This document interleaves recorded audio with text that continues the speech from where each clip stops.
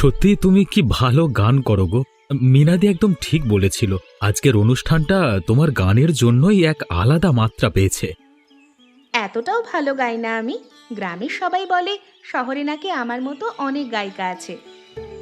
আছে তো, শহরে অনেক বড় বড় গায়িকা আছে, কিন্তু তোমার গলায়, তোমার স্বরে এক অপূর্ব স্নিগ্ধতা রয়েছে। এই নাও তোমার পারিশ্রমিক। দুঃখিত, এটা আমি নিতে পারবো না। আমি মিনা দিদির কথা এখানে এসেছি, আমার পারিশ্রমিক লাগবে না। তুমি এর আগে কখনো স্টেজে গান করেছো? গ্রামের যে কোনো অনুষ্ঠানে আমি গান করি, তবে সেখানে আমার গানের কেউ কদর করে না। সবাই বলে পড়াশুনো শিখেছিস, চাকরি কর, গান করে কি হবে। আচ্ছা, তুমি মিনা দিদিকে চিনলে কিভাবে? একবার গ্রামের এক অনুষ্ঠানে মিনা দি এসেছিল, তখন দুদিন আমাদের বাড়িতেই ছিল। সেই থেকেই পরিচয়। দিদিই আমাকে বলেছিল যে আপনার এক বই প্রকাশ অনুষ্ঠানে যদি আমি গান গাই তাহলে খুব ভালো হয়। ও আচ্ছা, এই নাও, বইটা পড়ে জানিও হ্যাঁ কেমন। অবশ্যই জানাবো। আবার কবে আসছো তাহলে? এখন তো আর আশা হবে না, তবে মিনাদি বারবার বলছিল পরের মাসে বাড়ি ফিরবে, তখন একদিন আসতে। হ্যাঁ, ও তো এখন অন্য শহরে আছে। ঠিক আছে, পরে আবার হয়তো দেখা হবে। ভালো থেকো হ্যাঁ। আজ তাহলে আসি। হ্যাঁ চলো, আমি তোমাকে স্টেশন পর্যন্ত ছেড়ে দিয়ে আসি। আচ্ছা চলুন। কিভাবে যে একটা দিন কেটে গেল বুঝতেই পারলাম না। চারু, তোমাকে অনেক দিন থেকেই একটা কথা বলবো ভাবছিলাম, কিন্তু বলতে পারছি না। কি?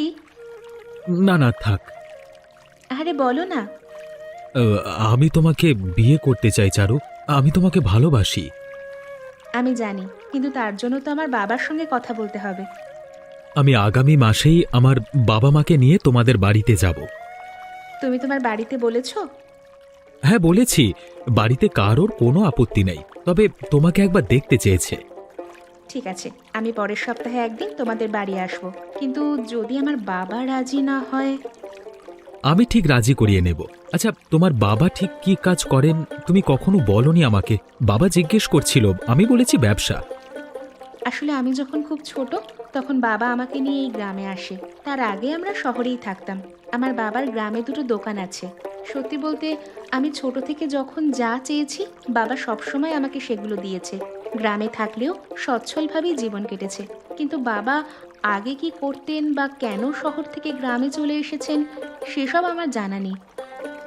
সে যাই হোক, তোমার কথা শুনলেই বোঝা যায় তোমার বাবাও খুব ভালো, ঠিক তোমার মতো। বাবা মাঝে মাঝে বলেন অতীতে যাই ঘটুক না কেন চাইলে ভবিষ্যৎকে অবশ্যই বদলে ফেলা যায়। আমি বুঝি না বাবা এটা কেন বলেন। তুমি আমাদের গ্রামে আসলে দেখবে আমার বাবা কিভাবে সব মানুষের পাশে দাঁড়ায়। আর জানো, আমার বাবা একটা স্পেশাল ঝোল মাংস রান্না করেন, ওই স্বাদটা একদম আলাদা, কারণ সেটাই বাবা একটা স্পেশাল মশলা দেয়। একবার খেলে কোনো দিন সেই স্বাদ ভুলবে না। তাই নাকি? তাহলে আমরা যেদিন যাব সেদিন বাবার হাতে রান্না করা মাংস ভাত খাবো হ্যাঁ। নিশ্চয়ই, কিন্তু এখন থেকেই বাবা। হ্যাঁ, পরে তো বলতে হবে, তাই আগে থেকেই প্র্যাকটিস করছি আর কি। ভালো ভালো। তাহলে সোমবার বাড়ি আসছো তো? না, সোমবার হবে না, বুধবার যাব। ঠিক আছে। তোমার কণ্ঠে যেন গ্রামের মাটির গন্ধ লেগে রয়েছে। গ্রামের প্রতি আমার এক আলাদাই টান জানো তোমা। ছোটবেলায় আমি অনেকগুলো বছর গ্রামে কাটিয়েছি। গ্রামের সরলতা, একে অপরের পাশে দাঁড়ানোর মনোভাব, প্রাকৃতিক সৌন্দর্য উপভোগ করা, এগুলো খুব মনে পড়ে। এখানে তো সকাল হলেই গাড়ি ঘোড়ার আওয়াজ কান ঝালাপালা হয়ে যায়। এটা ঠিক, গ্রামে একটা আলাদাই শান্তি রয়েছে। তোমার গানের গলা কিন্তু অপূর্ব। মিনার কাছেও আমি তোমার কথা অনেক শুনেছি। সামনাসামনি তোমার সাথে আলাপ হয়ে ভালো লাগলো। আপনারা সামনের মাসে আমাদের বাড়িতে আসছেন তো? হ্যাঁ হ্যাঁ, নিশ্চয়ই যাব। আচ্ছা, আমি একটু বেরোবো। হ্যাঁ, তুমি বসো, তোমার কাকিমা রান্না সেরে আসছে। আমি তো কবে থেকে বাবুকে বলেছি তোমাকে নিয়ে আসতে, আসবে আসবে করতে করতে আজ শেষমেশ আসলে। হ্যাঁ, ও আমাকে অনেক দিন থেকেই বলছিল। তোমাদের গ্রামের ওদিকে অনেক ঐতিহাসিক জায়গা আছে, তাই না? হ্যাঁ আছে তো। আপনারা যেদিন যাবেন আমি গোটা গ্রামটা আপনাদেরকে ঘুরে ঘুরে দেখাবো। ও বাবা, তাহলে তো একদিনে ফিরতে পারবো না। কি আছে, দুদিন থেকে যাবেন। না বাবা, সেই ভুল আর না। ভুল মানে ঠিক বুঝলাম না। আজ থেকে প্রায় 15-16 বছর আগের কথা। তখন আমরা প্রায় এদিক ওদিক ঘুরতে যেতাম। কখনো 2-3 দিনের ট্যুর, কখনো আবার 5-7 দিনের। একবার 2 দিনের ছুটিতে আমরা এক গ্রামে ঘুরতে গেছি। বাড়ি ফিরেছি তখন প্রায় রাত 12টা। ঘরে ঢুকবো এমন সময় দেখি কয়েকজন ডাকাত দৌড়ে বাড়ি থেকে বের হচ্ছে। একজন তোমার কাকুর দিকে একটা ধারালো ছুরি ছুঁড়ে দিল। ওপরওয়ালার অসীম কৃপায় ওর কিছু হয়নি। ঘরে ঢুকে দেখি সমস্ত কিছু ছড়িয়ে ছিটিয়ে রয়েছে। ঘরে যত সোনা টাকা ছিল সব উধাও। সোফায় একটা টিফিন বক্স পড়েছিল, যার ভেতর মাংসের ঝোল ছিল। ডাকাতেরা বোধহয় ভুল করে সেই টিফিন বক্সটা ফেলে গেছিল। পরের দিন আমাদের এত মন খারাপ ছিল যে কিছুই রান্নাই করতে পারিনি। ডাকাতে রেখে যাওয়া মাংসটাই খেয়েছি। আমি তো এখনো ভাবি, ভাগ্যিস মৈনাক তখন হোস্টেলে ছিল, নয়তো যদি ডাকাতেরা ওর ওপর হামলা করতো তাহলে যে কি হতো। অনেক চেষ্টা করেও আমরা ওই ডাকাতগুলোকে খুঁজে বের করতে পারিনি। তবে সেই মাংসের স্বাদ এখনো মনে রয়েছে। তারপর থেকে আর বাড়ি ফাঁকা রেখে কোথাও যাই না। ইস, কি অবস্থা! সত্যি, চুরি ডাকাতির ভয়ে বাড়ি ফাঁকা রেখে কোথাও যাওয়াও যায় না। তবে এদিক থেকে আমাদের গ্রাম খুব ভালো। আজ পর্যন্ত আমাদের গ্রামে কখনো ডাকাতি হয়নি। চলো চলো, এবার খেয়ে নেবে চলো। তারপর কিন্তু আমি তোমার গান শুনবো। তখন রান্না করতে করতে তোমার গান শুনছিলাম। কি মিষ্টি গলা তোমার!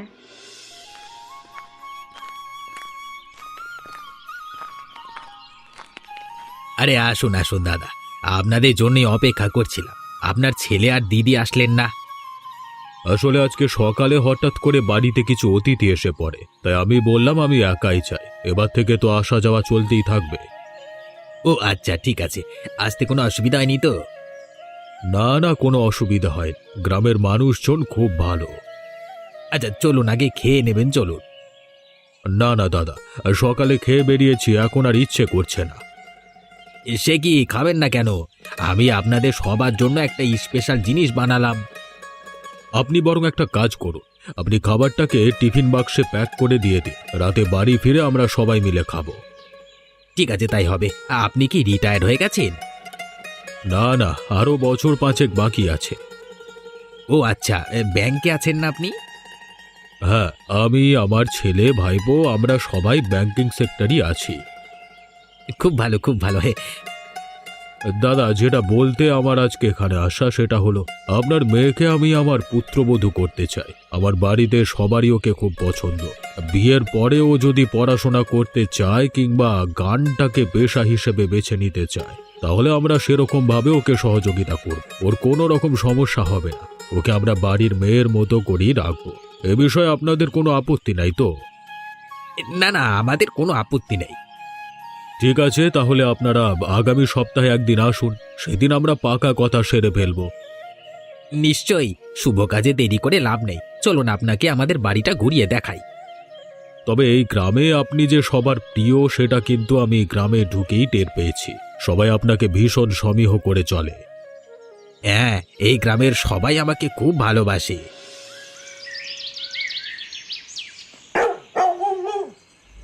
তুমি আবার খাবার আনতে গেলে কেন?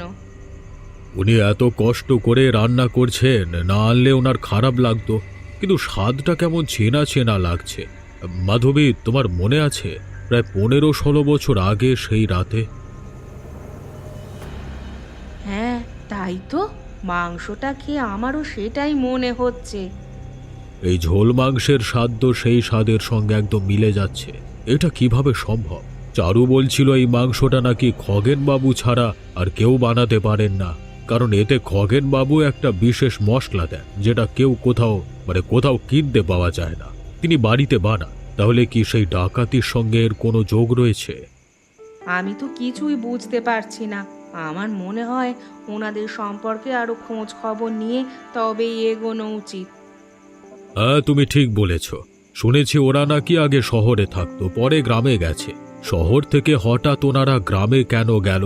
শহরে থাকাকালীন ওনারা কি করতেন? এই প্রশ্নগুলোর উত্তর না জানা পর্যন্ত বিয়ের ব্যাপারে এগোনো ঠিক হবে না। কিন্তু তুমি যে বললে পরের সপ্তাহে ওদের পাকা কথার জন্য ডেকেছো। দেখি মৈনাককে বলে কোনোভাবে যদি তারিখটা পেছানো যায়। একটা কাজ করো, বিনয়কে একদিন ডাকো। ও তো ওই গ্রামে মাঝে মধ্যে যায়, তাছাড়া ও সাংবাদিক। আমার মনে হয় ও ঠিক কোনো খবর বের করতে পারবে। আর ও যখন আসবে তখন ওকে সেই ডাকাতির ঘটনাটাও খুলে বলবে, বুঝেছো? তাই করতে হবে। শোনো মৈনাক, ওদের বলে দিও এখন পাকা কথা হবে না। কেন বাবা? ওই পরিবারের সম্পর্কে ভালো করে না জেনে আমি কিছুতেই বিয়ের ব্যাপারে এগোবো না। সবকিছু তো ঠিক ছিল, তুমি নিজে গিয়ে পাকা কথার দিনক্ষণ জানিয়ে এসেছো। হঠাৎ করে এমন কি হলো যে তুমি বেঁকে বসলে? লোকেরা গ্রাম থেকে শহরে চলে আসে শুনেছি, আবার অনেকে শেষ বয়সে গ্রামে গিয়ে থাকে নিরিবিলি শান্ত পরিবেশে শেষ জীবনটা কাটানোর জন্য। তেমন ঘটনাও শুনেছি, কিন্তু হঠাৎ করে সংসার জীবনের শুরুর দিকেই বাচ্চাকে নিয়ে কে শহর থেকে গ্রামে যায় রে? ওরা শহর থেকে গ্রামে থাকতে যায়নি, শহর ছেড়ে পালিয়ে গেছিল। কেন জানিস? কেন? পুলিশের হাত থেকে বাঁচবার জন্য। কারণ ওই লোকটা একটা ডাকাত। বললি হলো ডাকাত? তোমার কোথাও ভুল হচ্ছে বাবা, উনি যথেষ্ট ভালো মানুষ, ও উনি ডাকাত হতে পারেনি না। আমার কাছে এখনো কোনো পোক্ত প্রমাণ নেই, তবে আমি যে প্রমাণটা পেয়েছি সেটা থেকে আমি সত্যটা বের করে নেব। তবে আমার মন বলছে আমার অনুমান সত্যি। বিনয়কে কালকে সকালে আমার সাথে দেখা করতে বলবে, আবার ওর সঙ্গে কিছু জরুরি কথা আছে। ঠিক আছে, তাই হবে। কি ব্যাপার বলতো, তোকে এত চিন্তিত দেখাচ্ছে কেন? আর বলিস না, সব তো ঠিকঠাকই ছিল। হঠাৎ মাংসের ঝোল খেয়ে বাবার মনে হচ্ছে চারুর বাবা নাকি ডাকাত। বলিস কি রে, মাংসের ঝোলের সঙ্গে ডাকাত হওয়ার কি সম্পর্ক? জানি না, ওকে ডেকেছে, তোকে এখন এই বিষয়ে তদন্ত করতে বলবে মনে হয়। দেখ ভাই, যাই হয়ে যাক না কেন, আমি কিন্তু চারুকেই বিয়ে করব। আমি জানি ও খুব ভালো মেয়ে। আমার তো কিছুই মাথায় ঢুকছে না। কাকু এখন বাড়ি আছেন? হ্যাঁ, তোর সঙ্গে কথা বলে অফিসে যাবে। ঠিক আছে, তুই চিন্তা করিস না, কোনো ভুল বোঝাবুঝি হচ্ছে নিশ্চয়ই। দেখিস সব ঠিক হয়ে যাবে। হঠাৎ কি হলো রে মা? ওরা বিয়ে পিছিয়ে দিতে চাইছে কেন? জানি না, তবে মৈনাক বারবার জিজ্ঞেস করছে আমরা শহর থেকে গ্রামে কেন আসলাম। কি হয়েছে বাবা, তুমি এত ঘামছো কেন? শরীর খারাপ লাগছে? না না, আমার কিছু হয়নি, আমি ঠিক আছি। আমি এ ব্যাপারে পরে কথা বলছি। হ্যাঁ, তুমি এখন একটু বিশ্রাম নাও, আমি রাতে রান্নাটা করে ফেলি। তুই আমাকে ভুল বুঝিস না মা। আমি তোমাকে ভুল বুঝবো কেন বাবা? বাবা, তুমি কাঁদছো কেন? কি হয়েছে বলো আমাকে। তুই তখন খুব ছোট, তোর মায়ের ক্যান্সার ছিল, ঠাকুমার হঠাৎ ব্রেন স্ট্রোক হলো, দ্রুত অপারেশন করতে হবে, 3 লাখ টাকা প্রয়োজন। আমি তখন ব্যবসা করতাম, সেই কারণে অনেক মানুষের সঙ্গে পরিচয় ছিল। অনেকের কাছে টাকা ধার চাইলাম, কেউ দিতে পারলো না। তখন আমাদের পাড়ার এক মাস্তান বিনোদ নিজে থেকে আমার কাছে একটা প্রস্তাব দিল। ওদের সঙ্গে ডাকাতি করতে হবে। আমার কাছে কোনো উপায় ছিল না, বিশ্বাস কর। ওই অপারেশনের আগে তোর ঠাকুমা মারা গেল, তার কিছুদিন পর তোর মা। ওরা আমাকে দল থেকে বেরোতে দিচ্ছিল না, তাই আমি তোকে নিয়ে গ্রামে চলে আসি। বিশ্বাস কর, তারপর থেকে আমি আর কোনো দিন অন্যায় করিনি, কোনো দিন না।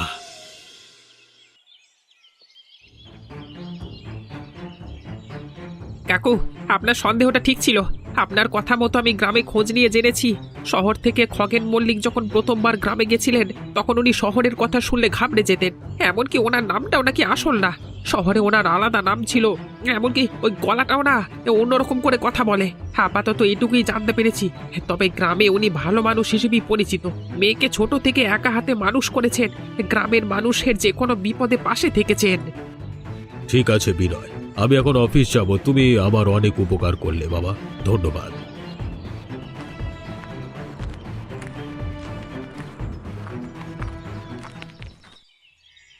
কিরে, কি মনে হচ্ছে, বাবা কি রাজি হবে না আর?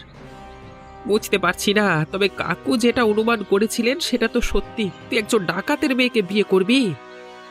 দেখ, আমি চারুকে বিয়ে করছি, তাছাড়া ওর বাবা আগে কোনো কারণে ভুল পথে চলে গেছিলেন, পরে নিজের ভুলটাকে শুধরে নিয়েছেন। ওর অতীতের ভুলের শাস্তি ওনার মেয়ে কেন পাবে? এই পুরো ঘটনায় তো চারুর কোনো দোষ নেই।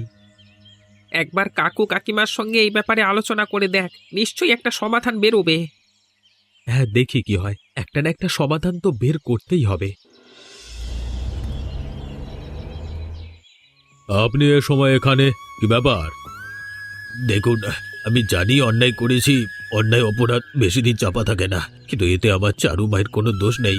আপনি আমার দোষের শাস্তি দয়া করে আমার মেয়েকে দেবেন না। দেখুন, আমার ছেলের সঙ্গে আমি কার বিয়ে দেব সেটা আমার ব্যাপার। এক্ষেত্রে আমি নিরুপায়। আপনি এখন আসুন, বেশি দেরি হলে ট্রেন পাবেন না। আমি চলে যাচ্ছি, কিন্তু একবার আপনি মা মরা মেয়েটার কথা ভেবে দেখুন। সারা গ্রামে সবাই জেনে গেছে ওর বিয়ে ঠিক, এখন যদি বিয়ে ভেঙে যায়। আমি নিরুপায় খগেন বাবু। চারু খুব ভালো মেয়ে, কিন্তু আমি একজন ডাকাতের মেয়েকে আমার পুত্রবধূ করতে পারবো না।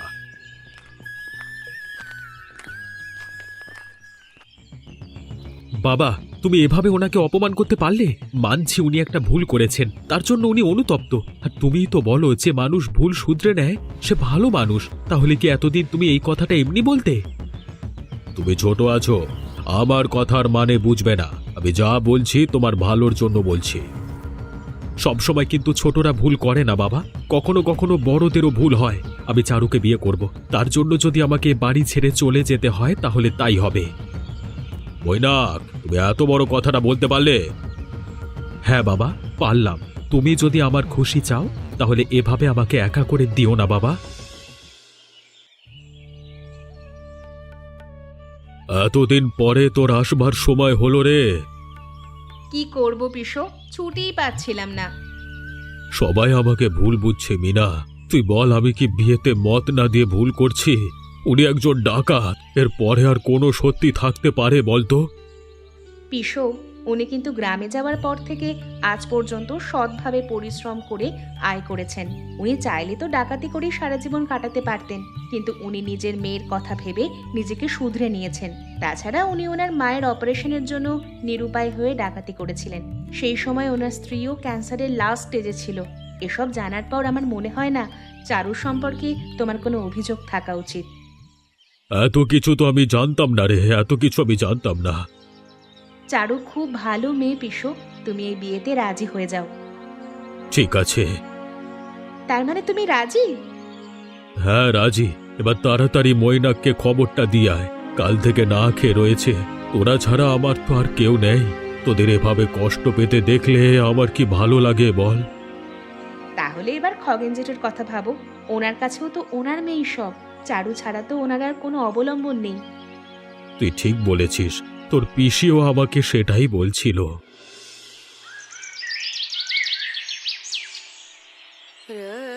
আপনি তো ভীষণ স্বার্থপর মানুষ। এই যে নিজেকে মারবার চেষ্টা করছিলেন, যদি আপনি মারা যেতেন আপনার মেয়েটার কি হতো শুনে? আমি যদি মারা যেতাম তাহলে তো আর আপনার কোনো আপত্তি থাকতো না। বাহ, আপনি মহান হতে গিয়ে আমাকেই তো সবার চোখে অপরাধী বানিয়ে দিতে। যা হয়েছে ভুলে যা, তাড়াতাড়ি সুস্থ হয়ে উঠুন। সামনে অনেক কাজ, সব আবার একার ঘাড়ে চাপিয়ে দিলে হবে না। মানে মানে সামনের মাসে আপনার মেয়ের সঙ্গে আমার ছেলের বিয়ে। আপনি আপনি সত্যি বলছেন দাদা? হ্যাঁ হ্যাঁ, একদম সত্যি। আমি জানি আপনার পক্ষে আমাকে ক্ষমা করা সম্ভব না। আমি আপনার বাড়ি থেকে অনেক টাকা সোনা চুরি করেছিলাম। আমি সব ধীরে ধীরে শোধ করে দেব, বিশ্বাস করুন। আমি যা করেছি আমার পরিবারের জন্য, যা করেছি। আপনার মেয়ে এখন থেকে আমারও মেয়ে, তাই এসব কথা আর বলবেন না। আপনি আমার সংসারটাকে পূর্ণ করলেন, আপনার কাছে চিরকৃতজ্ঞ থাকবো আমি। আপনিও এতদিন অনেক কষ্ট করেছেন, এবার আমরা সবাই একসাথে ভালো থাকবো। তাছাড়া আপনাকে ক্ষমা করবার আমি কে? আমরা সবাই মানুষ।